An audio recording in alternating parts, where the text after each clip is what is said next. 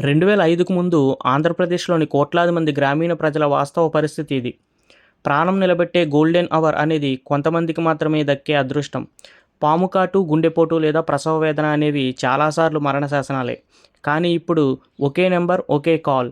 మన రాష్ట్రంలో ఏ మూల నుండి 108కి ఫోన్ చేసినా 20 నిమిషాల్లో అంబులెన్స్ అక్కడ ఉంటుంది. వాళ్ళు ఎవరిని డబ్బులు కట్టగలరా లేదా అనే ఒక్క ప్రశ్న కూడా అనకూడదు. ఇది సేవ కాదు, మన బాధ్యత అని డాక్టర్ వైఎస్ రాజశేఖర రెడ్డి గారు ఆగస్టు 15, 2005న 108 సేవను ప్రారంభించారు. ఈ సేవ లక్షలాది ప్రాణాలను కాపాడి యావత్ భారతదేశానికి ఆదర్శంగా నిలిచింది. జీవితంలో ఏ క్షణం అత్యవసరం అవుతుందో ఎవరికీ తెలియదు.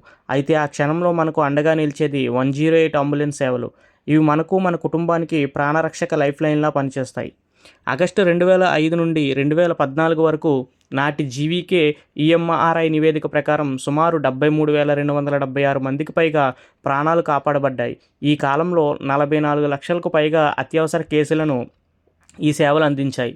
2020, 2022 కాలంలో ఆంధ్రప్రదేశ్ ఆరోగ్య శాఖ విడుదల చేసిన ఒక నివేదికలో కేవలం వైఎస్ఆర్సీపీ ప్రభుత్వం హయాంలోనే 10 లక్షల మందికి పైగా ప్రాణాలు కాపాడినట్లు పేర్కొనబడింది. అయితే ఇంతటి బాధ్యతాయుతమైన సేవలను అందిస్తున్న ఉద్యోగులకు మాత్రం ఉద్యోగ భద్రత లేకుండా ఉంది. 108 అంబులెన్స్ సేవలు ఉద్యోగస్తులు ఎదుర్కొంటున్న ప్రధాన సమస్యలు ముఖ్యంగా వేతన సమస్యలు. ఉద్యోగులకు సకాలంలో జీతాలు చెల్లించడం లేదు. దీనివల్ల వారు ఆర్థిక ఇబ్బందులు పడుతున్నారు. పెండింగ్లో ఉన్న జీతాల చెల్లింపు కోసం వారు తరచూ నిరసనలు చేపడుతున్నారు. ఉద్యోగ భద్రత లేకపోవడం, చాలామంది కాంట్రాక్టు ఉద్యోగుల ప్రాతిపదికన పనిచేస్తున్నారు. వారికి ఉద్యోగ భద్రత లేదు. ప్రభుత్వం నిర్వహణ సంస్థలను మార్చినప్పుడు ఈ సమస్య మరింత తీవ్రతరం అవుతుంది. పని పరిస్థితులు, పని గంటలు ఎక్కువ ఉండటం, సరైన సెలవులు, పీఎఫ్, ఈఎస్ఐ వంటి ప్రాథమిక సౌకర్యాలు లేకపోవడం మరొక ప్రధాన సమస్య. వేతనాల పెంపు, ప్రస్తుత జీతాలు సరిపోవని కనీస వేతనాలు పెంచాలని ఉద్యోగులు డిమాండ్ చేస్తున్నారు.